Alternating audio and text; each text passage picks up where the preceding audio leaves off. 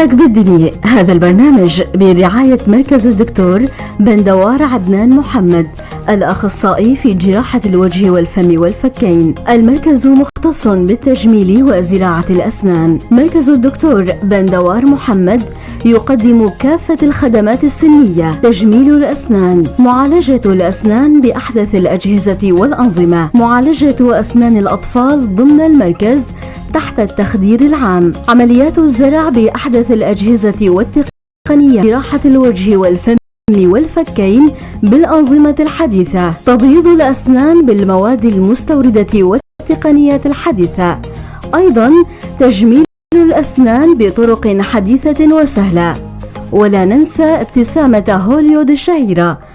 مركز الدكتور بندوار عدنان محمد، قامشلو، بجانب مشفى الحجز والاستعلام. هاتف 433 226.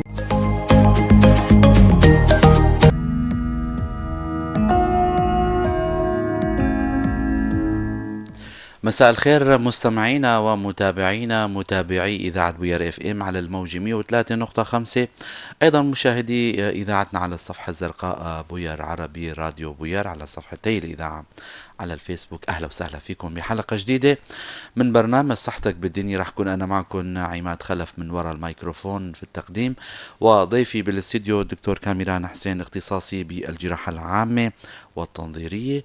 اسمحوا لنا رحب بضيفنا لحتى نبدأ لقائنا. يسعد مساك دكتور وأهلا وسهلا فيك. تحياتي لك أستاذ عماد وللمستمعين ولبوير اف ام على الدعوة. شكرا لك. طبعا شكر خاص لزملائي بالكنترول هيف وشيرين. رح نبدأ لقائنا، لكن إذا حابين تنضموا لنا تأغنوا لقائنا عبر الاتصال بالرقم الأرضي 429 101. إذا حابين عبر الرسالة أو عبر البث المباشر، طبعا أرقامنا واضحة على الشاشة للي عم يشاهدونا على صفحة الإذاعة راديو بوير وبوير عربي. عبر كومنت اكتبوا السؤال ورح نجاوب عليه. 093 82 80 81 4 هذا رقمنا الواتساب. نبدأ لقائنا لليوم، واخترنا آفة من آفات الشرج، هي الشائعة كتير واللي لازم هيك نسلط الضوء عليها بشكل جيد. اليوم اخترنا موضوع البواسير. يا ترى شو هو البواسير؟ شو هي الأعراض، درجاتها، أنواعها، وكتير من المحاور رح نناقشها نحن والدكتور كاميران. بالبداية دكتور، كتعريف للبواسير شو هن؟ هلا البواسير في الحقيقة، البواسير هي عبارة عن كينونة مستقلة بحد ذاتها، وهي فيزيولوجيا تشريحيا البواسير موجودة عند كل شخص، يعني تماما بشكل طبيعي. تعتبر غدة هي دكتور ولا؟ لا، تعتبر هي عبارة عن شريان وريد مغلفة بوسادة من النسيج الضام مع بعض الألياف العضلية الملساء، فتشكل تبارز. هالتبارز هذا طبعا له فائدة يعني بالنسبة للإنسان. التبارز هذا يساعد على التغوط الطبيعي. التبرز الطبيعي عند الشخص يعني بدون وجود هالبواسير هاي طبعا راح تكون في مشكلة بالتغوط وصعوبة في التغوط. فعمليا هي بتسهل الخروج الطبيعي للإنسان. فالبواسير هي إذن تشريحيا هي شيء طبيعي يعني، ولكن أحيانا بتتحول لمشكلة مرضية، خاصة لما بتكبر هالبواسير. أهمية البواسير تجي إنه هي مع الزمن، مع التقدم في العمر، أحيانا تكبر هالبواسير، تتضخم وبتسبب مشاكل للشخص. حتى بعض الإحصاءات يعني عم تذكر بالمجتمعات الغربية خاصة، بتعرف عندنا الإحصاءات شوي ما كتير يعني أقل دقة يعني. المجتمعات الغربية يعني البواسير موجودة عند شخص من بين كل 20 شخص، يعني كل 20 شخص في شخص حتما عنده بواسير شرجية كمرض، كمرض. نعم. طبعا أعمار فوق 50 سنة تقريبا كل شخص عنده باسور، يعني 1 على 2.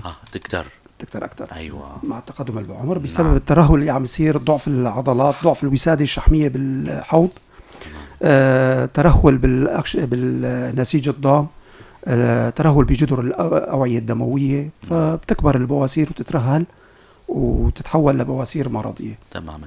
لحتى نبسط الكلمتين اللي هيك مروا علينا للمستمعين، اللي نحن طبعا برنامجنا هو توعوي، نحب المستمعين يستفيدوا من حلقتنا. مستمعينا أكيد الدكتور لما قصد التغوط أو التبرز هو خروج الإنسان، خروج البراز بشكل طبيعي. هذا اللي كان يعني حابين هيك شوي نوضح للمستمعين. لحتى دكتور هلا نسأل حالنا، يا ترى البواسير له درجات، له أنواع؟ طبعا هلا البواسير تقريبا إلى 4 درجات. بلش من الدرجة الأولى للدرجة الرابعة تصاعديا. نعم. بالدرجة الأولى البواسير بيكون حجمها صغير أثناء التبرز، أثناء الخروج الطبيعي للإنسان تبرز بس بدون ما تطلع من الشرج لبرا. نعم. هالبواسير تضل محصورة ضمن القناة الشرجية، ما بتطلع لبرا. الدرجة الثانية تقريبا البواسير أثناء التغوط تصل لحافة الشرج. نعم. وبترجع لحالها ضمن القناة الشرجية. تمام. الدرجة الثالثة للبواسير تكبر أكثر، البواسير بتطلع لبرا أثناء الخروج وما بترجع لمحلها الطبيعي إلا إذا الإنسان بإيده رجع البواسير. الدرجة الرابعة هي الدرجة اللي البواسير بتضل لبرا بشكل دائم، يعني ما بترجع لا يدويا ولا بشكل طبيعي، ضل بارز. هاي الدرجة الرابعة. كمان ممكن نقسم البواسير لبواسير داخلية وبواسير خارجية. أيوة. البواسير الداخلية اللي ذكرناها ل4 درجات هدول خاص بالبواسير الداخلية. هلا البواسير الخارجية هي بواسير بتطلع برات القناة الشرجية على حافة القناة الشرجية. نعم. ما لها علاقة بالقناة الشرجية من جوا. هالبواسير هذا طبعا بتنشأ على حساب الأوردة اللي بتنشأ، الأوردة الاستحيائية اللي بتنشأ من الوريد المستقيمي السفلي. بواسير الخارجية بتكون واضحة للعيان. يعني واضحة للعيان بشكل زوائد جلدية أو انتباجات خفيفة يعني بتكون. هلا في بواسير كمان مركبة، يعني بواسير داخلية مع بواسير خارجية تصدف يعني. نعم. تماما.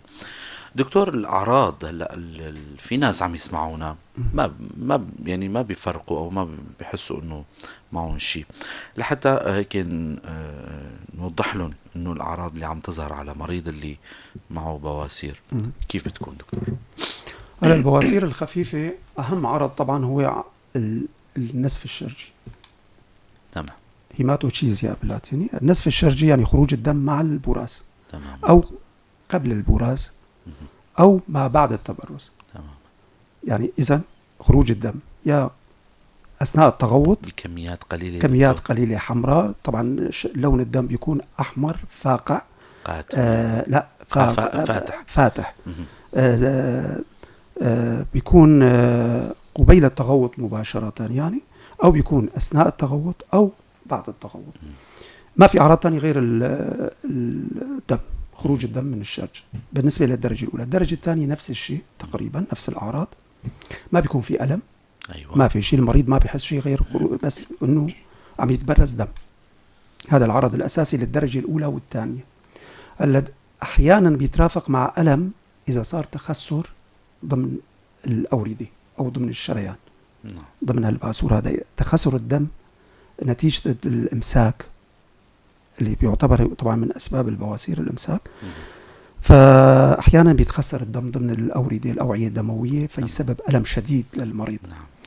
ولكن بالدرجة الأولى والثانية هذا نادر تقريبا. هو أهم عرض بيضل خروج الدم. الدرجة الثالثة طبعا المريض عم يحس فيه انتباج، بيترافق طبعا كمان خروج الدم، بيترافق مع حكة، بيترافق مع خروج نز مخاطي. عادة المريض بيحس.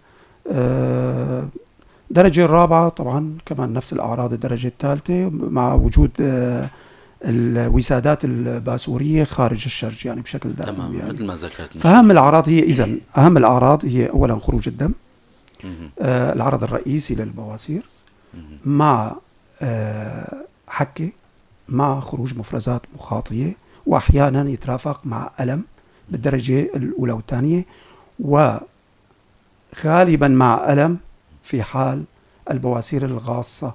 إيش هي البواسير الغاصة؟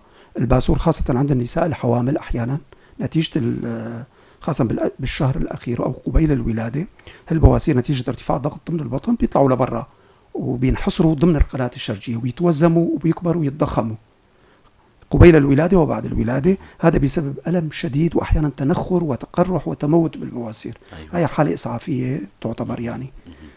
تماما. دكتور، هلا احد المستمعين عم يسال حاله يا ترى كيف بدي يميز بين الشق الشرجي والبواسير؟ طبعا الشق الشرجي هو بحث اخر بالنسبه لموضوعنا لليوم، لكن اذا بدنا نميز بينه شو هي عوامل الفارقه بين بعضهم؟ هلا اهم عرض مثل ما ذكرنا بالنسبه للبواسير هو الالم. ما هو الم شكايه رئيسيه بالبواسير الا في الحالات المتقدمه. الا في الحالات المتقدمه. نعم. الحالات المتقدمه العرض الرئيسي هو الدم، النزف، خروج دم بدون ألم. هذا العرض الرئيسي الشائع للبواسير. بس بالنسبة للشق الشرجي الألم هو العرض الرئيسي. يترافق الألم أحيانا مع خروج دم. العامل المؤشر الأول هو هذا هو الألم. المؤشر الأول إمساك أو إسهال مع ألم شديد أثناء التغوط. تمام. المريض يرتاح بعد التغوط من نص ساعة بربع ساعة نص ساعة يرتاح المريض من الألم. إذن دائما الألم يكون مترافق مع التغوط ويستمر بعد التغوط لربع ساعة لنص ساعة أحيانا. فالألم هو العرض الرئيسي، يترافق كمان مع خروج دم، ولكن خروج دم مؤلم مثل ما حكينا. البواسير لا، العرض الرئيسي هو خروج دم بدون ألم. تماما بدون ألم. وبالحالات المتقدمة طبعا خروج الوسادات الباسورية لبرا أكيد بشكل واضح يعني. تماما. شكرا على المعلومة دكتور. العوامل المسببة أو الأسباب، نحن دائما بنسأل عن أي مرض إنه شو هن العوامل المسببة؟ هلا بالنسبة للبواسير العامل المسبب الرئيسي طبعا هناك في عدة عوامل مسببة. العامل الرئيسي هو الإمساك. الإمساك دائما بيترافق مع براز قاسي.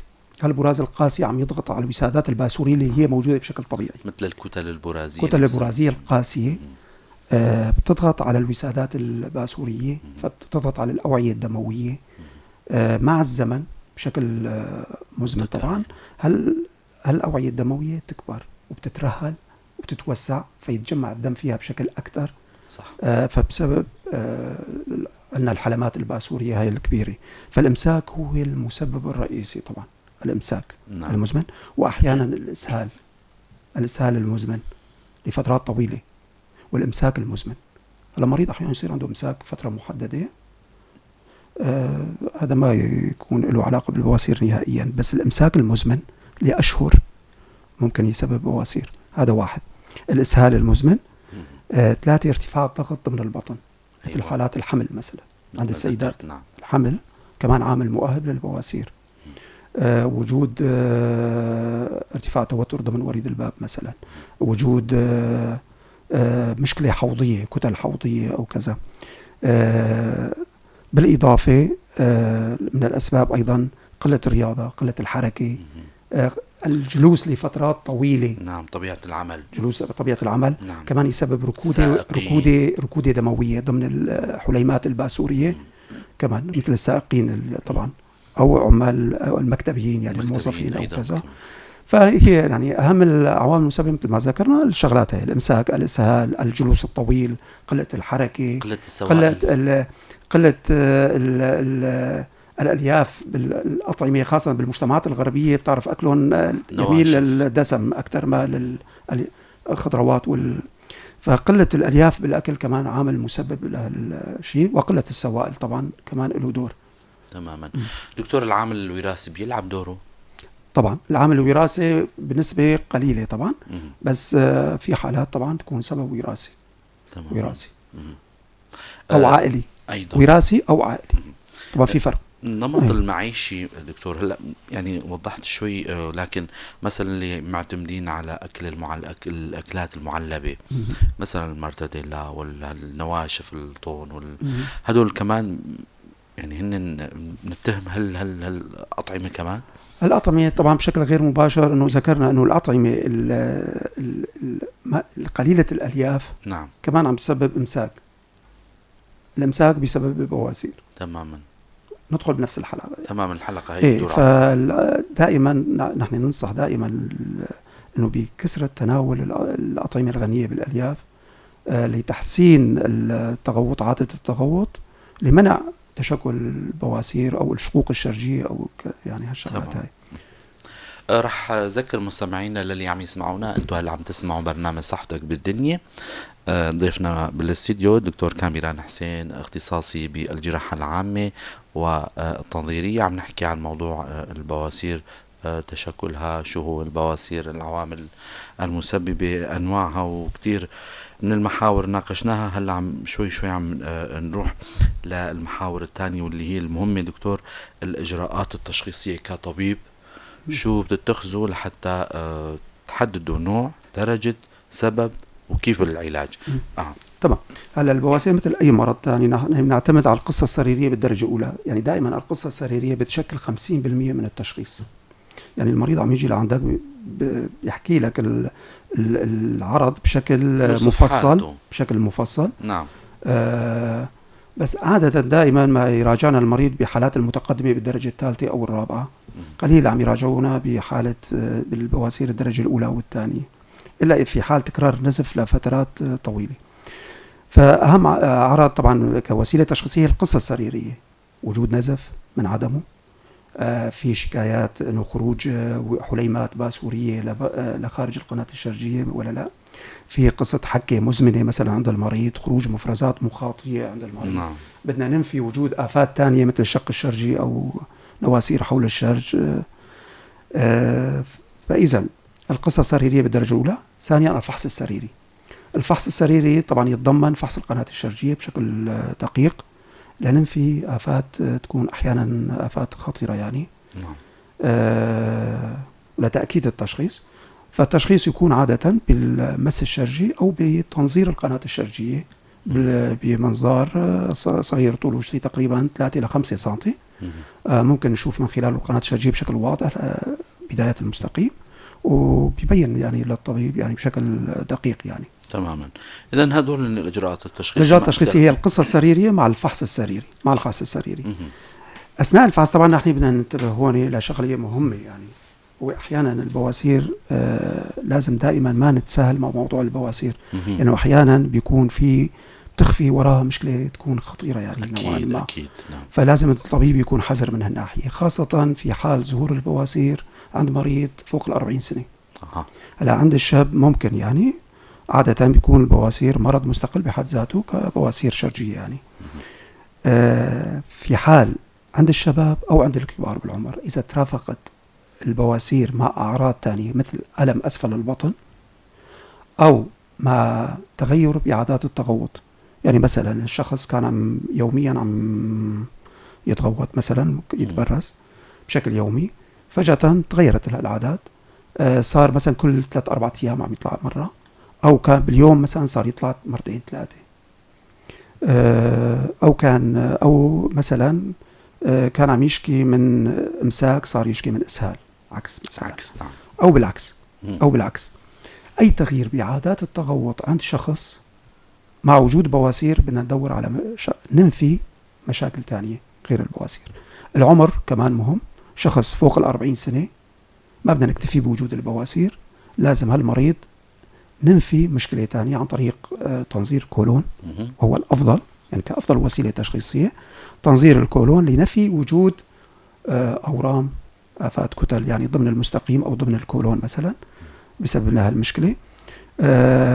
عند الأشخاص اللي بيترافقوا مع ألم بطني لازم نلجأ لاستقصاءات تانية، إيكو بطن، طبقي محوري، لننفي وجود مثلا مشاكل أورام ضمن البطن. تماما. بدنا ننفي مثلا مشاكل تشمعية، تشمع كبد مثلا، هذا كمان عامل يترافق أحيانا مع وجود بواسير شرجية أو فرط توتر وريد الباب. تماما. دكتور، شو له علاقة موضوع التشمع بالكبد بآفة بالمستقيم؟ يعني اللي هي موضوع اللي عم نحكي عنه البواسير. طبعا على موضوع تخصصي هذا نرجع للتشريح. بالتشريح طبعا نحن نعرف انه الأوردة الباسورية العلوية والمتوسطة عادة بيرفضوا الوريد المساريقي السفلي. الوريد المساريقي السفلي بيرفض الوريد الطحالي، وريد الطحالي بيرفض وريد الباب، وريد الباب يروح على الكبد. فإذا أي تشمع بالكبد بده يرفع الضغط ضمن وريد الباب، وريد الباب بده يرفع الضغط ضمن وريد الطحالي، وريد الطحالي بده يرفع الضغط ضمن وريد المساريقي السفلي، وريد المساريقي السفلي بده يرفع الضغط ضمن الوريد الباسوري العلوي والمتوسط. نعم. فإذا بده يؤدي إلى كبر حجم البواسير وتشكل البواسير تماما الشرجية. وهذا عامل مهم أحيانا نكس البواسير. يعني الطبيب يعني إذا ما انتبه بشكل دقيق فممكن يجري عملية لمريض، فبعد شهر شهرين ثلاثة ينكس صح. المريض بيلجأ لعملية تانية، يرجع المريض ينكس. فهذا مؤشر إنه إذا في مشكلة تانية ما هي مشكلة بواسير، بدنا نبحث على سبب تاني. فرط والتوتر وريد بقى في مشكلة تشمعية، في مشكلة أورام كتلة، في مشكلة بالمستقيم، في ارتشاحية بالمستقيم أو شغلة من هالنوع. فمن هالناحية طبعا فرط توتر وريد وتشمع الكبد له علاقة بالبواسير تماما. المرضى أحيانا يعني بيستهينوا بعملية بسيطة مثل عملية البواسير، إنه هي عملية يعني عادية وهي بسيطة جدا لا تحتاج ولكن في أمور لازم الطبيب مثل ما ذكرت يكون حذر طبعا. ويتخذ إجراءات وياخذ القصة السريرية بأدق تفاصيلها طبعا. لأنه ممكن يتفادى عند المرضى الكبار بالعمر. تماما. بس أحيانا بيجينا مريض كبير بدنا ننتبه، ظهور البواسير عند مريض فوق 40 سنة أيوة لأول مرة. هلا أحيانا يجيك مريض عمره 40 سنة بيقول لي من 20 سنة عندي هالبواسير. تماما. هذا موضوع مختلف تماما. بس ظهور بواسير بشكل حديث عند مريض فوق 40 50 سنة نلجأ لاستقصاء تاني قبل إجراء أي عملية جراحي أو أي تدبير. بدنا النظر الكولون نتأكد من عدم وجود آفة تانية لنلجأ لعملية البواسير. إذا لازم ياخذ إجراءات معينة طبعا. خاصة. دكتور، وصلنا لموضوع العلاج بعد ما الطبيب شخص الحالة، النوع، الدرجة، العمر والقصة المرضية، تشخصت الحالة. العلاج كيف بيكون؟ إمت بيكون محافظ، إمت بيكون مثلا جراحي أو غيره مثلا، كيف يحدد الطبيب؟ هلا بالنسبة لبواسير الدرجة الأولى والثانية غالبا يكون العلاج محافظ، علاج دوائي. العلاج المحافظ يتضمن عادة مغاطس، مية ملح، مية فاترة مع ملح. نعم. المغاطس طبعا دورها عم تسخر البواسير، تسحب الوزمة من حوالين وتخفف العملية الالتهابية بالبواسير. بالمقابل إذن بيخفف النزل الدموي من الشرج. بالإضافة إلى الإكثار من الألياف ضمن الأكل، نعتمد على الخضروات. نعم. البقوليات، الأكل الغني بالألياف. الإكثار من السوائل مثل ما تفضلت ببداية اللقاء. تماما. الإكثار من السوائل ضروري. انقاص الوزن، لأن الوزن كمان عامل مؤهب للبواسير يمكن نسينا نذكر، فانقاص الوزن ضروري عند البدينين. الرياضة عامل مهم كمان. بالإضافة من تقليل من علاج الإسهال المزمن، البحث عن السبب وعلاجه. صح. علاج الإمساك. فهالإجراءات ضرورية، هاي إجراءات محافظة عمليا. طيب استعملنا هالطرق، المريض ما استفاد نفترض، نلجأ للعلاج الدوائي. العلاج الدوائي عبارة عن مراهم شرجية، في حبوب معينة لتخفيف الضغط ضمن الحليمات الباسورية. رغم في دراسات حديثة عم تذكر انه ما في فائدة من هالحبوب هاي، يعني حاليا في دراسات حديثة تقول ما في فائدة من تماما. يركزوا على المراهم الموضوعية والمغاطس الشرجية بالدرجة الأولى ونمط الغذاء. تمام. والتمارين والتدابير اللي حكيناها. هاي بالنسبة للدرجة الأولى والثانية عادة هاي بتكون كافية. طبعا هاي ما بتشفي البواسير، بس هاي بتعمل تراجع بالحليمات الباسورية. تمام. ممكن يعني هالتراجع يستمر سنوات، يعني المريض يكون مرتاح يعني من هالناحية. وإذا اهتم المريض بحاله بممارسة الرياضة، بتخفيف الوزن، بالحمية الغذائية المناسبة، ممكن ما ترجع يعني هالبواسير تظهر مرة ثانية. حلو كتير. هاي بالنسبة للدرجة الأولى والثانية. طيب بالنسبة للدرجة الثالثة أو الدرجة الثانية اللي ما استفاد على كل هالإجراءات، في إجراءات ثانية ممكن ضمن العيادة أو ممكن ضمن المشفى نلجأ. من ضمنهم مثلا ربط البواسير. ربط البواسير عبارة عن طريق بند مطاطي، يعني حلقة مطاطية بيتم ربط الحليمات الباسورية. ممكن إجراءها بالعيادة أو بالمشفى بدون تخديرها. تمام. طبعا هاي نسبة نجاحها ممتازة بالنسبة للدرجة الثانية أو الأولى اللي ما بيستفيدوا على الدواء، وحتى بعض الحالات الدرجة الثالثة بيستفيدوا على ربط المطاط، رغم أنه في ربط المطاط كمان في نسبة نقص معينة، أحيانا تصل ل 30% نسبة نقص. بس إجراء مهم يعني، لأنه ما في تخدير، ما في بقاء بالمشفى لفترة. أكيد. مريض بالعيادة ممكن تساوي له ويطلع له تخدير موضعي، يعني ولا تخدير موضعي ولا يحتاج لتخدير موضعي نهائيا، لأنه مكان خروج الحليمات الباسورية بالقناة الشرجية ما فيها التعصيب الحسي مثل برات الشرج قليل عدد. نعم يختلف يعني ما في تعصيب حسي، هو في تعصيب مستقبلات ضغط أو كذا، بس ما في مستقبلات ألمية يعني. هلا بالنسبة للدرجة الثانية والثالثة اللي ما استفادوا قلنا حكينا ربط بواسير، هذا أحد الإجراءات. في إجراءات ثانية طبعا نحن ما متوفر عندنا مثل العلاج بالإنفراريد، يعني العلاج بالأشعة تحت الحمراء اللي شائع انه ليزر وما ليزر وشغلات. طبعا عم يلجأ لتخسير الأوعية بالأشعة بتخسير الأوعية الباسورية. هي لها مشاكل كمان، يعني أحيانا بتسبب نسبة نقص عالية 40%. أيوة. نسبة نقص أعلى من الربط، فبيضل الربط من هالناحية أفضل. هي من سلبيات بالنسبة يعني. من سلبيات العلاج الشعاع بالأشعة تحت الحمراء أو العلاج بالليزر نسبة نقص عالية. أحيانا إذا بإيد مو خبيرة أو بعض الحالات بتسبب مشاكل التهابية حول المستقيم وحول الشرج، وممكن يساوي تنخر وممكن يساوي التهاب بروستات. إذن هالعلاج هذا مو مستحب يعني من قبل الطبيب؟ بضل حسب المركز يعني. في مراكز بتطبق هالعلاج، بس حاليا شوي صار في تراجع بتطبيقه يعني بالبلدان المتقدمة. نحن ما عندنا ما متوفر عندنا بكل الأحوال. هلا بالنسبة لربط البواسير كمان في اختلاطات له معينة، يعني ربط البواسير كمان ممكن يساوي أحيانا تنخر، إذا بإيد ماي خبيرة ممكن يساوي تنخر، وممكن يساوي حالة كتير خطيرة هي اللي هي التهابات لفافات نخري وخراجات بالمنطقة العيجان. أحيانا ممكن يساوي مشاكل ضمن المعاصرة ومثل الخروج، عدم الإحساس بالخروج، يعني ممكن المريض يتبرز بدون ما يحس أو يصير مشاكل انفلات مصرة أو كذا، ولكن هاي بالنسبة قليلة عند الطبيب الخبير. يعني عادة المشاكل تكون قليلة يعني. العلاج الثالث هو التصليب. التصليب كمان صار نادر بسبب كثرة الاختلاطات تبعته. أيضا عادة كان يتم التصليب بالفينول ضمن زيت الزيتون يعني، وبينحقن تنحقن الأوردة ضمن الحليب الباسورية بالعيادة، ما بيحتاج تخدير وما بيحتاج كمان تماما عملية ما كانت تطول 5 دقائق يعني. بس شافوا كمان التصليب له مشاكل كتير، يعني نسبة نقص كمان عالية، وممكن يسبب مشاكل مثل مشاكل كمان بالبروستات، وعند الرجال ممكن يسبب حالات عدم انتصاب أو مشاكل يعني ناحية تناسلية يعني. فكمان صار اللجوء لهالإجراء شوي قليل. بعض المراكز تستعمل، في مراكز ما تستعمل إجراء يعني. غير مستحب.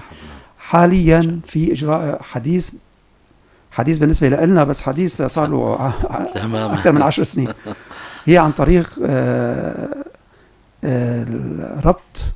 ربط الأوعية الباسورية عن طريق الدوبلر. جهاز دوبلر صغير ضمن القناة الشرجية بيبين لك وين الشريان بالضبط، وين الشريان الباسوري، تربطه سواء بعقدة أو بكليبس أو شغلة، تربط الشريان الباسوري، تترك البواسير بدون ما لحالهم البواسير بينكمشوا وبيصغروا بعد ربط الشريان. هذا علاج حديث كتير حلو جميل يعني، علاج نتائجه ممتازة يعني قطع التروية عن الباسور. هذا من الإجراءات الحديثة الدوبلر. فحاليا الأكثر متوفر كعلاجات ما هي راضة كتير الربط بالباند، ربط الباسور، والعلاج عن طريق الدوبلر، ربط الشريان الباسوري عن طريق الدوبلر. بالنسبة للمشفى، بالنسبة للدرجة الثالثة والرابعة، بواسير الدرجة الثالثة أو الرابعة، والعمل الجراحي، أو أحيانا هلا حديثا كمان ستابلر نوع من أنواع خاص طبعا من أنواع ستابلر، بيلجأ لقص شريحة مخاطية ضمن المستقيم بشكل أوتوماتيكي، ما بطول عملية 2-3 دقائق. بس أنا عم بفصل بشكل بطيء يعني طبعا مشان المستمعين، بس هي عملية سريعة يعني.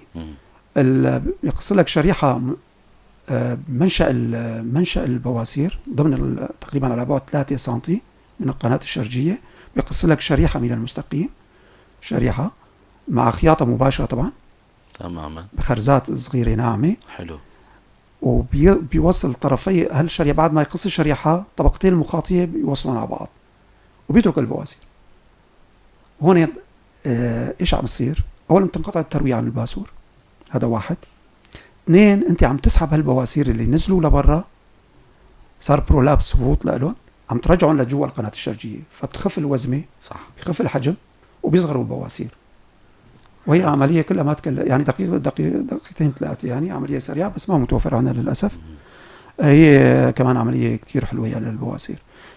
حاليا الإجراء الأخير هو إجراء جراحي. طبعا إجراء جراحي نتائجه ممتازة. إذا إجراء جراحي كمان في عدة طرق للجراحة، في طريقة المغلقة، طريقة المفتوحة، هي طبعا تخصصية كتير.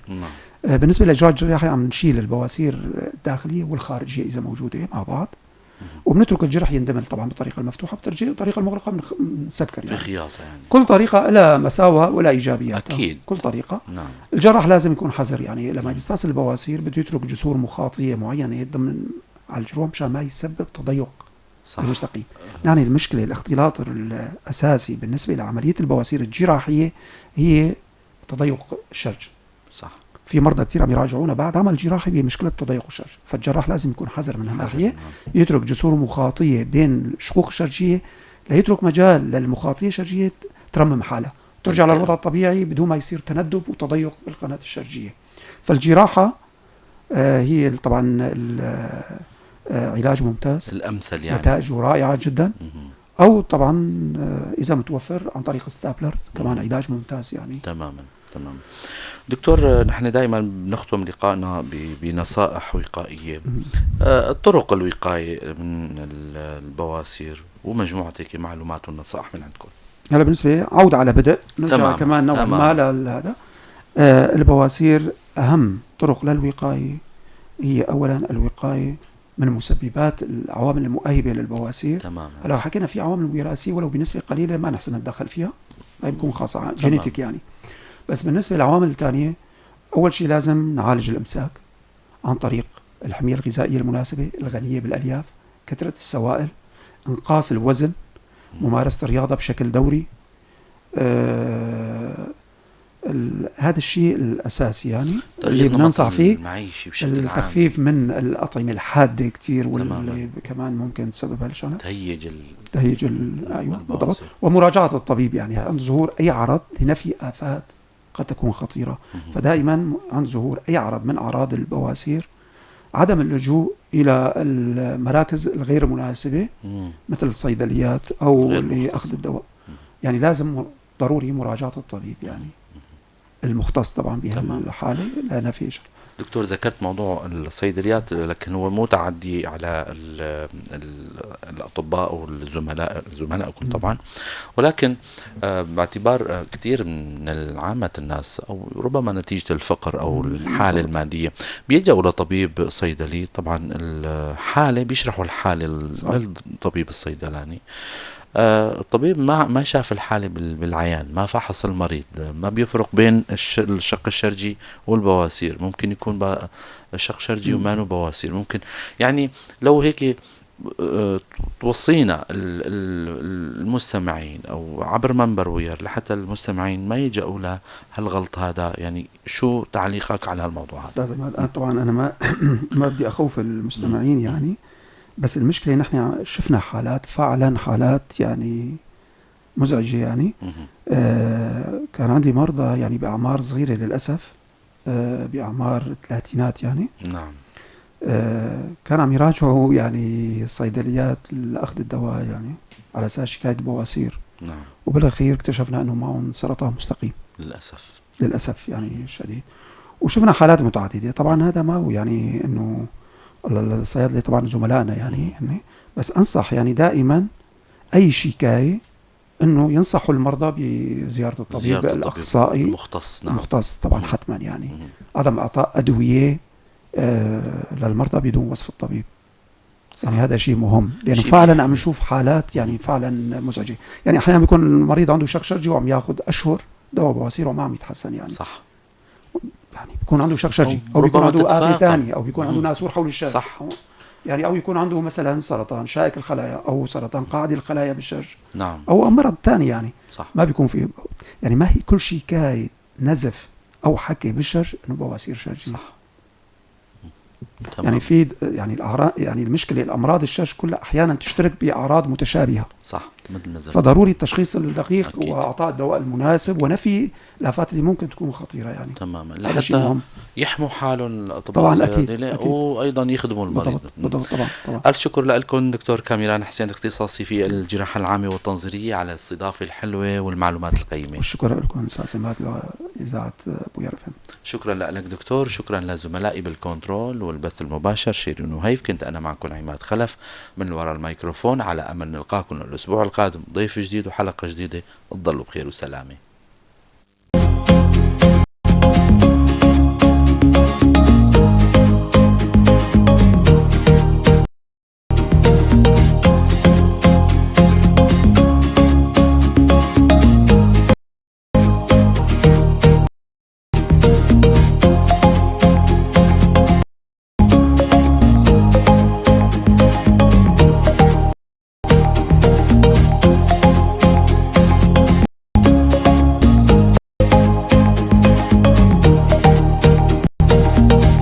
صحتك بالدنيا. هذا البرنامج برعاية مركز الدكتور بندوار عدنان محمد، الأخصائي في جراحة الوجه والفم والفكين. المركز مختص بالتجميل وزراعة الأسنان. بندوار محمد يقدم كافة الخدمات السنية: تجميل الأسنان، معالجة الأسنان بأحدث الأجهزة والأنظمة، معالجة أسنان الأطفال ضمن المركز تحت التخدير العام، عمليات الزرع بأحدث الأجهزة والتقنيات، عمليات جراحة الوجه والفم والفكين بالأنظمة الحديثة، تبييض المستوردة والتقنيات الحديثة. أيضا تجميل الأسنان بطرق حديثة وسهلة. ولا ننسى ابتسامة هوليود الشهيرة. مركز الدكتور بندوار عدنان محمد، قامشلو الرحمة. للحجز والاستعلام هاتف 433 226.